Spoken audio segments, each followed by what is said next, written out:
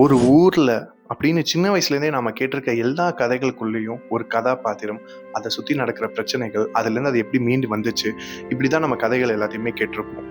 ஆனால் இவர் மட்டும் வித்தியாசமா ஒரு ஆடு, அந்த ஆடு என்ன நினச்சிருக்கும், அந்த ஆடோட வாழ்க்கை என்ன, அந்த ஆடு எங்கேருந்து பிறந்துச்சு, அதோட பிறப்பு, அதோட இறப்பு, அதுக்குள்ளே நடக்கிற எல்லா கதையுமே ஒரு 3லேருந்து 4 கேரக்டருக்குள்ளார ஒரு என்டையர் புக்குமே எழுதியிருக்காருன்னா நீங்க நம்ப முடியுதா? எழுத்தாளர் பெருமாள் முருகன் எழுதிய பூனாச்சி அப்படின்ற புக்கை பத்தி தான் நான் இவ்வளவு நேரம் சொல்லிட்டு இருந்தேன்.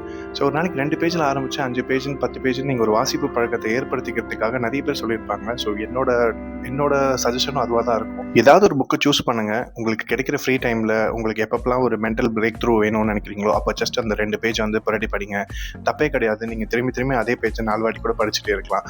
இன்னைக்கு நீங்க அந்த உலகத்துக்குள்ளார உங்களை ஃபுல்லாகவே டெடிக்கேட்டடாக நீங்கள் அந்த உலகத்துக்குள்ளே போகிறீங்களோ படிக்கிறப்போ, கண்டிப்பாக வந்து அந்த புக் வந்து உங்களுக்கு முடிச்சதுக்கப்புறமா ரொம்ப நாள் கழித்து நீங்கள் கேட்டாலும் அந்த கதாபாத்திரமாக இருக்கட்டும், இல்லை அந்த கதை சூழலாக இருக்கட்டும், எல்லாமே உங்களுக்கு நினைவில் இருக்கும். ஸோ ரீசெண்டாக இந்த மாதிரி ஏதாவது நல்ல இன்ட்ரெஸ்டிங்கான புக் நீங்கள் படிச்சிருந்தீங்கன்னா எனக்கு கமெண்ட் பண்ணுங்கள். And as I always say, உங்களுக்கு இந்த வீடியோ ரொம்ப பிடிச்சிருந்துச்சுன்னா மட்டும் லைக் பண்ணுங்கள், உங்கள் ஃப்ரெண்ட்ஸ்க்கு ஷேர் பண்ணுங்கள். And thank you so much.